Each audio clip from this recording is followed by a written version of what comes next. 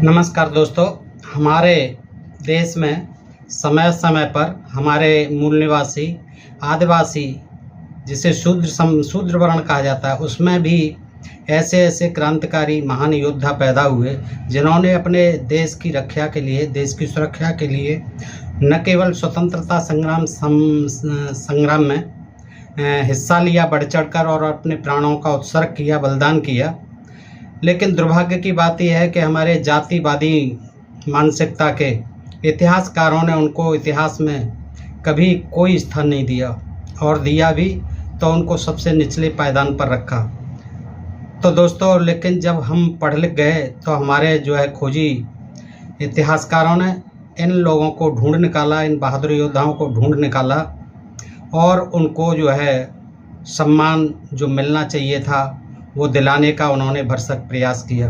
दोस्तों, ऐसे ही आज एक महान क्रांतिकारी, महान वीर, महान स्वतंत्रता संग्राम सेनानी, आदिवासी समाज के नायक, दोस्तों गौरव और हम सब के गौरव बिरसा मुंडा जी को आज हम याद करते हैं। दोस्तों, बिरसा मुंडा जी के बारे में बहुत कम जाना गया है, बहुत कम लिखा गया है, बहुत कम पढ़ा गया है, लेकिन दोस्तों आज हमारी जिज्ञासा होती है कि बिरसा मुंडा के बारे में भी जानें कि उनका जैसा नाम है वैसा उनका कर्तव्य का क्या रहा देश के प्रति, कैसे उनका इतना नाम हुआ। तो आइए दोस्तों हम देखते हैं कि बिरसा का जीवन एक महान स्वतंत्रता संग्राम सेनानी, अहिंसावादी योद्धा, समाज सुधारक, धार्मिक और सांस्कृतिक नेता का जीवन है।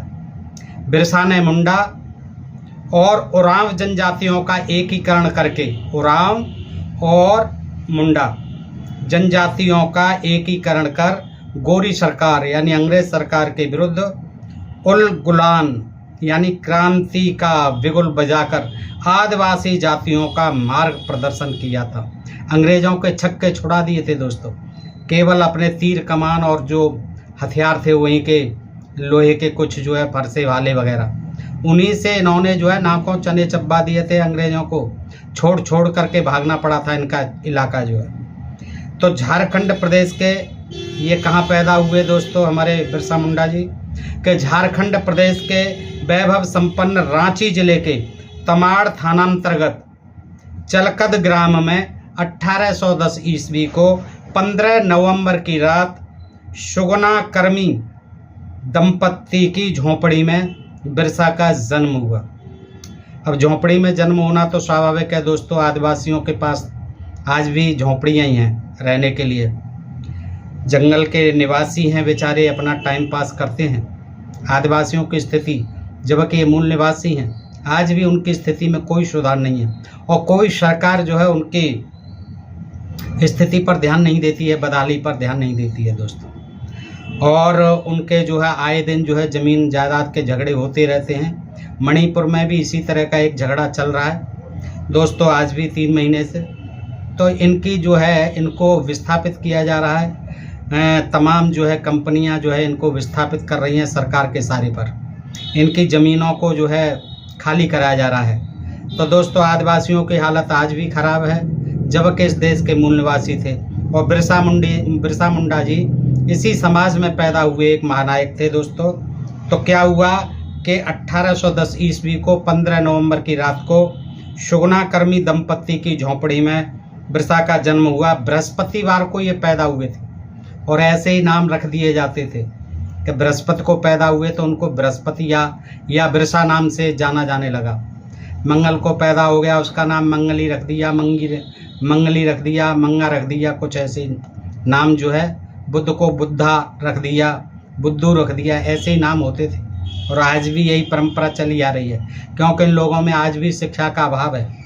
तो बिरसा जी बृहस्पति के दिन पैदा हुए थे, इसीलिए उनका नाम बिरसा रख दिया गया। बिरसा का जन्म ऐसे समय हुआ जब अंग्रेजी राज के वफादार जागीरदारों, जमींदारों, पिट्ठू थे ये सब अंग्रेजों के। कौन? जागीरदार, जमींदार, साहूकार और ठेकेदारों द्वारा आदिवासियों का शोषण चरम पर पहुंच गया था, और आज भी चरम पर है। इन्हीं के द्वारा, जागीरदारों के द्वारा, ठेकेदारों के द्वारा, साहूकारों के द्वारा बड़े बड़े पूंजीपतियों के द्वारा। आज भी इनका शोषण जारी है। ईसाई मिशनरियाँ, उनके स्कूल एवं चर्च ऐसे लोगों की सहायता करते थे जो ईसाई धर्म अपना लेते थे। अंग्रेजों की सत्ता स्थापित होने के साथ जमींदारों की सत्ता भी रांची के रनों के भाग में मजबूत हो गई। मुंडों ने जिस झाड़ झंखाड़ को साफ कर कृषि योग्य भूमि बनाई थी उस पर ये खेती करते थे। कुछ जो है जंगल जो है साफ करके ऊबड़ खाबड़ जमीन को समतल करके इन लोगों ने, मुंडा और उरांव जनजाति के जो लोग थे, उन्होंने खेती योग्य बनाया उस भूमि को और उसमें अपनी खेती करते थे। उस भूमि को जमींदार छीनकर उस पर कब्जा कर लेते थे। जमींदार जो है छुड़ा लेते थे। अपनी जमीन वापस लेने के लिए मुंडाओं ने लड़ाई लड़ी पर सफलता नहीं मिली। 1869 ईस्वी में अंग्रेजों ने मुंडाओं को शांत करने के लिए एक कानून पास किया कि 2482 गांवों के जमींदारों, भूमिहारों और आदिवासियों की भूमि वापस करनी होगी। जमींदारों को, भूमिहारों को कितने गांवों के? 2482 गांवों के। इन लोगों को 2482 गांव के जितने भी जमींदार थे, भूमिहार थे, उनको आदिवासियों की भूमि वापस करनी होगी। ये अंग्रेजों ने एक कानून बनाया, किंतु जमींदारों ने भूमि वापस नहीं की। आदिवासियों ने कमिश्नर को अर्जी दी, लेकिन जमींदारों के प्रभाव के कारण वो कुछ नहीं कर सका। कमिश्नर कैथोलिक चर्च फादरी ने मुंडा, होरों, उरावों को सहयोग दिया, किंतु कमिश्नर ने कहा कि सामंतों से जमीन वापस नहीं दिलाई जाएगी, तुम लोग मिशन का काम करो। इससे आदिवासियों का क्रोध मिशन और अंग्रेजों के विरुद्ध भड़क उठा। इसलिए उन्होंने भी, कमिश्नर ने मना कर दिया। कैथोलिक चर्च का जो पादरी था उसने भी मना कर दिया। तो फिर इन आदिवासियों का क्रोध जो है भड़क उठा और अंग्रेजों के खिलाफ और ये मिशनरी के खिलाफ खड़े हो गए। बिरसा के माता पिता गरीब थे, परिवार के सदस्यों की संख्या अधिक थी। शुगना इनके पिताजी का नाम था। शुगना ने उसे उनकी मौसी के पास भेज दिया, जहाँ वह जंगल में पशु चराने के काम करता था। पशु पक्षियों से मित्रता करते थे, बांसुरी की तान पर सबको सम्मोहित कर लेते थे और उनका लेकिन वहाँ मन नहीं लगा और घर आकर सलगा स्कूल में भर्ती हो गए। जयपाल नाग से प्राथमिक शिक्षा पाई। उसी समय बुर्जू मिशन के फादर से मिले और ईसाई धर्म अपना लिया और चाईबासा मिशन स्कूल में भर्ती हो गए। चाईबासा स्कूल में एक दिन पादरी ने कहा, मुंडा सरदार ठग है। पादरी ने कहा, मुंडा सरदार ठग है, इन गोंड गंवार उरावों पर कभी विश्वास नहीं किया जा सकता। बिरसा वहीं था। उसने तुरंत जवाब दिया कि मुंडा, उराव व कोल जातियां चोरी नहीं करती, ठगी नहीं करती। ठग वही है जो मुंडा सरदार को ठगता है। उनका खूंट, काटी हुई जमीन धोखे से सामंत अपने कब्जे में ले रहे हैं। इस खूंट को हमारे पूर्वजों ने काट कर साफ कर खेती योग्य बनाया है। अब उन्हीं की भूमि छीनी जा रही है। इस पर बिरसा, जो चाईबासा स्कूल में पढ़ रहा था, वहाँ से निकाल दिया गया। बिरसा को निकाल दिया गया। चाईबासा स्कूल छोड़कर बिरसा बनगांव के जमींदार जगमोहन सिंह के मुंशी आनंद पानर के यहाँ रहने लगे। आदिवासी समाज में जाकर उसने भी तंत्र मंत्र सीखा। आदिवासी समाज में तंत्र मंत्र सीखा, सोखा बन गया। तंत्र मंत्र सीख करके सोखा कहा जाता था, तांत्रिक को, मांत्रिक को। सोखा बन गया, लेकिन जब उसे जानकारी मिली कि सोखा आदिवासियों की अज्ञानता का लाभ उठाकर उनका शोषण करते हैं, तो उसने इनका प्रतिकार किया और लोगों को अंधविश्वास से दूर रहने को कहा। बिरसा ने चलकद को अपना कार्य क्षेत्र बनाया। आयुर्वेदिक औषधियों के संबंध में जानकारी की। वह उन औषधियों से आदिवासियों की चिकित्सा करने लगे। कुछ दिन में बड़ी संख्या में रोगी उनके पास आने लगे। कुछ दिनों में इनके सहयोगियों, शिष्यों की संख्या बढ़ गई, जिनको इन्होंने उपचार की विधि समझाई। बिरसा ने वीर सिंह मुंडा को बताया कि स्वप्न में उसे पूर्वज मिले थे, जिन्होंने बताया कि यह सिंह बोंगा का दूत बनकर आया है। सिंह बोंगा ने इतनी शक्ति दी है कि यह बीमार को स्वस्थ बना सकता है। अतः अनेक वे गांव यानी वन देवताओं की पूजा की आवश्यकता नहीं है। अनेक जो वन देवता बना रखे हैं उनकी पूजा की आवश्यकता नहीं है। चुटिया नागपुर मुंडाओं का है, इसलिए सरकार का आदेश नहीं मानना है। सरकार को भूमि का लगान नहीं देना है। अपने लोगों को समझाया किसी की बैठ बेगारी नहीं करनी है बिल्कुल भी, क्योंकि सभी चीज़ें सभी अधिकार यहाँ आदिवासियों के हैं। बिरसा के स्वप्न की बात दावानल की तरह फैल गई। एक स्वप्न बता दिया कि ऐसे मुझे सिंह बोंगा का दूत बनकर आया है और उसने मुझसे कहा है कि इतनी ताकत है तुझमें कि तू आदिवासियों की हर समस्या को सुलझा सकता है, उनका उचित उपचार भी कर सकता है। तो ये बात जो है स्वप्न की बात सारे लोगों में फैल गई दावानल की तरह। लोग उनके दर्शन के लिए आने लगे। चेचक जैसी बीमारियों के उपचार चाहने वालों का तांता लग गया। बिरसा ने अपने शिष्यों की मदद से बीमारी से आक्रांत लोगों के घरों की सफाई की, स्वच्छ रहने का उपदेश दिया और चंदनाद के लेप से उपचार किया। गर्म पानी से वस्त्राद धुलवाए, बीमारी समाप्त हो गई। लोग अच्छे होने लगे। लोगों में विश्वास हो गया कि बिरसा स्वयं भगवान है जो विपत्ति में उनकी रक्षा कर सकता है। बिरसा ने रोगियों का उपचार कर लोगों के मनों पर मनोवैज्ञानिक प्रभाव डाल दिया कि लोग बिरसा को भगवान मानने लगे। लोगों को अंधविश्वास से उबारने, परंपरागत रूढ़ियों से छुटकारा पाने के उद्देश्य से बिरसा ने एक नए धर्म यानी उसका नाम था बिरसा धोरम का प्रतिपादन किया। नया धर्म जो है चलाया, बिरसा धोरम। इसमें ईसाई धर्म, वैष्णव धर्म एवं परंपरागत आदिवासी धर्म के सभी अच्छे गुणों एवं सिद्धांतों का समावेश किया गया। तो उन्होंने ये इस तरह से बिरसा धोरम नाम का एक नया धर्म चलाया और उन्होंने कहा, इसके सिद्धांत बताए लोगों को कि ईश्वर एक है और वह सिंह बोंगा, उसका नाम क्या है? सिंह बोंगा, वही हमारा ईश्वर है। सिंह बोंगा का अर्थ है प्रकाश का देवता है, प्रकाश का देवता जैसे सूर्य है। मुंडाओं का सर्वोच्च देवता और सर्वोत्तम, सर्वज्ञ, सर्वशक्तिमान, सृजनकर्ता, सभी जड़ चेतन पदार्थों का वही पोषक है। असंख्य बोंगाओं देवताओं की पूजा न करें। बलि देना निरर्थक है, बलि नहीं देनी है। मुर्गा, बकरा, कबूतर, भैंस आदि की बलि जीव हत्या है, पाप है। देखिए, अहिंसा का उन्होंने प्रचार किया। सभी जीवों से प्यार करें, शाकाहारी भोजन करें और हंडिया चावल में बनी दारू का हंडिया कहते हैं, हंडिया चावल में बनी दारू का सेवन बंद करें। सादा जीवन उच्च विचार का पालन करें। एकता में बल है, अतः अलगाववादी वृत्ति का बहिष्कार करें। साल में एक दिन बिरसा के जन्मदिन बृहस्पतिवार को विश्राम करें, आराम करें, छुट्टी लें उस दिन।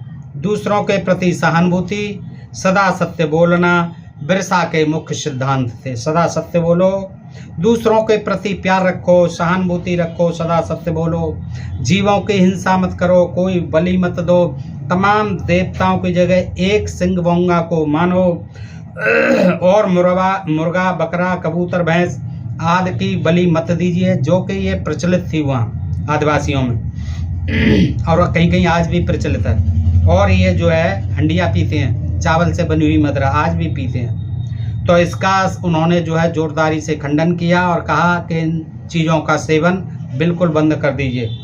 सन 1894-95 ईस्वी में बिरसा का राजनीतिक जीवन शुरू हुआ।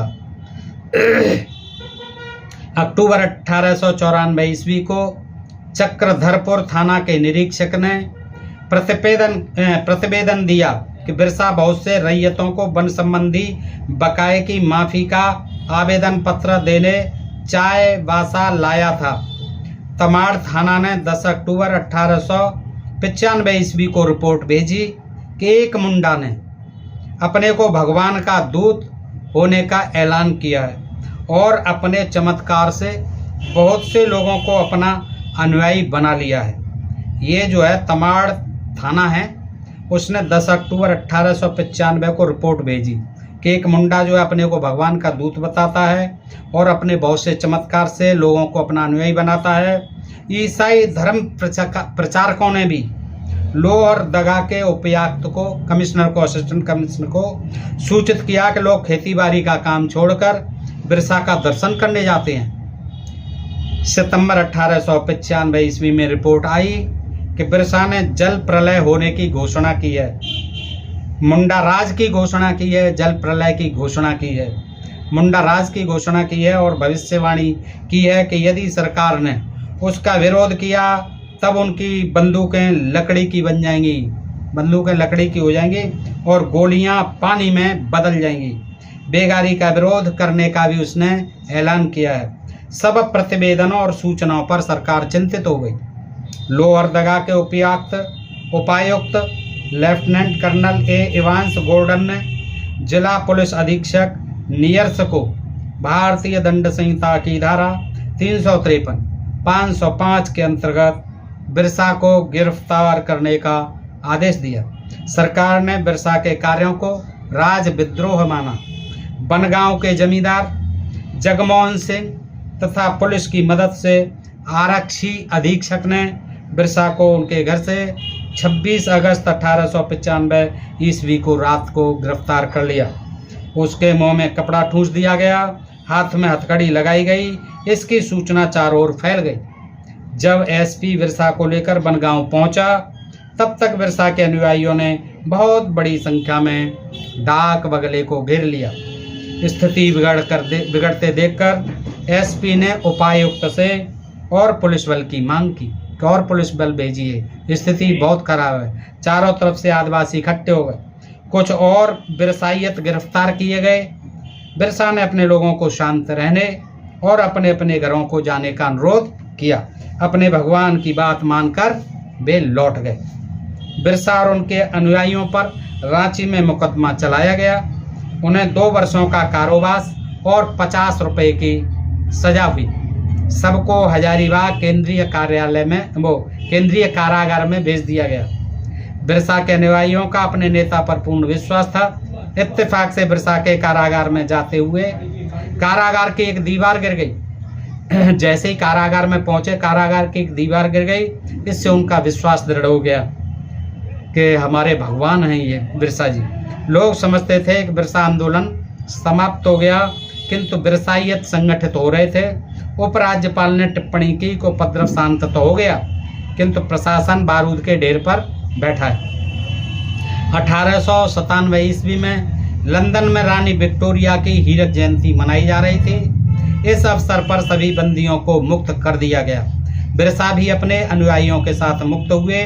वे वहां से अपने गांव गए। 1898 ईस्वी में छोटा नागपुर में अकाल पड़ा।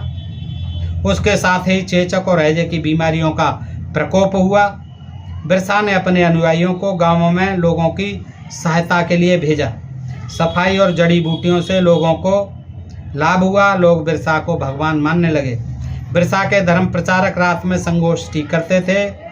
मुंडाओं को अपना राज वापस लेने, जमींदारों का और जागीरदारों के शोषण का विरोध करते थे। बिरसा छिप छिप कर कार्य करते थे, क्योंकि उन्हें मालूम था कि सरकार बंद कर देगी। उनके अनुयायी हिंसक प्रतिरोध करना चाहते थे, किंतु बिरसा हिंसा का रास्ता अपनाने चाहते थे। अनुयायियों के बहुत अनुरोध पर हफ्ते में एक दिन उन्हें हिंसक आक्रमण की अनुमति मिल गई। 25 दिसंबर को रांची क्लब में अंग्रेज क्रिसमस मना रहे थे। बिरसाइयों ने धनुष, तीर और अन्य हथियारों सहित क्लब को चारों ओर से घेर लिया। चर्च जला दिया गया। बिरसा भूमिगत हो गए। उरांव लोगों के बीच जाकर उन्हें भी विद्रोह में भाग लेने को तैयार किया। 8 जनवरी 1900 ईस्वी को अंग्रेज सेनाओं ने मुंडाओं को घेर लिया। उनसे हथियार डाल देने को कहा। जब तक बिरसा अनुयायियों को हथियार डालने को कहता, सेना ने अनेक लोगों को मौत के घाट उतार दिया। बिरसा को गिरफ्तार कराने में बनगांव के जमींदार जगमोहन सिंह और वीर सिंह महली ने महत्वपूर्ण भूमिका निभाई। देखिए, ये लोग अपने ही लोग थे। ये कितने गद्दार थे कि उनको जमींदार था वहाँ का जगमोहन सिंह और वीर सिंह महली ने उनको गिरफ्तार करवा दिया। 3 मार्च 1900 ईस्वी को वह गिरफ्तार कर लिए गए। रांची जेल ले जाते समय अनेक लोगों ने पुष्पमालाओं से उनका स्वागत किया। वह एक समुदाय का नहीं, पूरी जनता का नेता था। बिरसा और उनके अनुयायियों पर गुप्त अदालत में मुकदमा चला। 1 जून 1900 ईस्वी को मुकदमे की कार्यवाही शुरू हुई। मुकदमा चल ही रहा था कि दुर्भाग्यवश 9 जून 1900 को बिरसा को हैजा हो गया और उनको हैजा के कारण जो है उनका निधन हो गया। दोस्तों, इस तरह से बिरसा ने आदिवासियों और शूद्रों के अधिकारों के लिए संघर्ष छेड़ा और आदिवासियों में चेतना जागृत की। आपने देखा कि किस तरह से कितना उन्होंने संघर्ष किया और आदिवासियों को एकत्रित किया, उनमें देश के लिए और स्वतंत्रता संग्राम के लिए और अपने अधिकारों की वापसी के लिए, अपनी जमीन आदि को वापस लेने के लिए कितना बड़ा संघर्ष किया। और ये तभी कहा गया कि बिरसा जी ने आदिवासियों और शूद्रों के अधिकारों के लिए संघर्ष छेड़ा और आदिवासियों में चेतना जागृत की। बंगाली में उनके संघर्षों में एक गाना गाया जाता है, मैं वो सुना देता हूँ दोस्तों। यद्यपि मैं इसका अर्थ तो नहीं जानता, बहुत मज़ेदार पंक्तियाँ हैं 2-3। आम जैन जल छे वो आगुनेर मतो जल छे, सुखना घासर मतो जल छे, जीम प्रलय आगुन हे बिरसा तुम जीम के घरते, शक्कर मूठे जे जोआन, ताजा सांड तुम कष्ट सैले, जेल खटाले शूडा, आदिवासी जाति के एक करें बांधते। दोस्तों, आप में से, हमारे दोस्तों में से कोई जानते हो इसका अर्थ आदिवासी समाज से, तो जरूर कमेंट में लिखें। दोस्तों, बिरसा ने अपने समाज की मान प्रतिष्ठा को ध्यान में रखकर चेतना जगाने के लिए बार बार इस बात को दोहराया कि राजा और जमींदार लोग हमारा रक्त चूसकर हमें सूखा और काला कर दिया। हमारा काम बेट बेगार करना बताया गया है। हमें धोती, पगड़ी, कुर्ता, जूता, छाता रखना निषेध किया है। यानी हम धोती नहीं पहन सकते, पगड़ी नहीं बांध सकते, कुर्ता नहीं पहन सकते, जूता नहीं पहन सकते, छाता नहीं रख सकते। ये सब बातें उन्होंने अपने लोगों को बताई।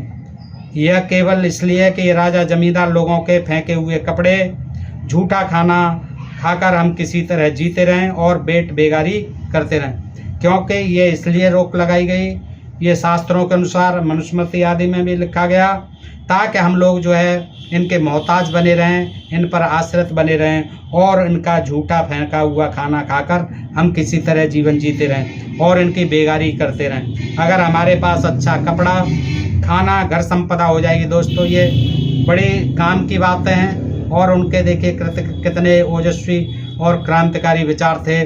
आदिवासी जनजाति के लोगों को आज भी उनकी सीख जो है समझनी चाहिए और माननी चाहिए। दोस्तों, ये सभी शूद्र समाज के लिए एक अनुकरणीय जो बातें हैं वो उन्होंने बताई हैं। उन्होंने क्या कहा कि अगर हमारे पास अच्छा कपड़ा, खाना, घर संपदा खो जाएगी तो इन जमींदारों के पास काम करने, इनकी बेगार करने, इनकी टहल चाकरी करने कौन जाएगा। बिरसा की इस चेतना वाणी ने सारा आदिवासी समाज उनके सम्मान में खड़ा हो गया था, जो उसकी संघर्ष और वीरता का परिचायक है। तो दोस्तों, इस तरह से मैंने आपके समक्ष ये जो है भारत में सामाजिक परिवर्तन के प्रेरणा स्रोत लेखक डॉक्टर माता प्रसाद जी इस पुस्तक से रखा दोस्तों। और मैं समझता हूँ कि ये जानकारी आपको बहुत अच्छी लगी होगी, जानकारी प्रासंगिक है और हमारे आदिवासी भाई बहनों को इनसे आज भी प्रेरणा लेना चाहिए। अधिकाधिक इनके इतिहास को, ऐसे महापुरुषों के इतिहास को हमें आज जानना चाहिए। न केवल आदिवासी समाज को, अनुसूचित जनजाति समाज को, बल्कि ये जो है हमारे पूरे शूद्र समाज के लिए अनुकरणीय हैं। दोस्तों, इन सब को बिरसा मुंडा जी को हम बार बार सत सत नमन करते हैं दोस्तों, और उनके बताए हुए मार्ग पर चलने की हम प्रेरणा लेते हैं, प्रेरणा लेनी चाहिए हमें दोस्तों। तो आज हम इस प्रसंग को यहीं तक रखते हैं दोस्तों। आपसे अनुरोध करते हैं कि अपने प्रिय चैनल ढोल में पोल को सब्सक्राइब करते रहें और ताकि हम ऐसे ही प्रसंग आपकी जानकारी के लिए ला सकें दोस्तों। आप सब मित्रों का हृदय से आभार, नमस्कार, जय भीम, जय भारत दोस्तों।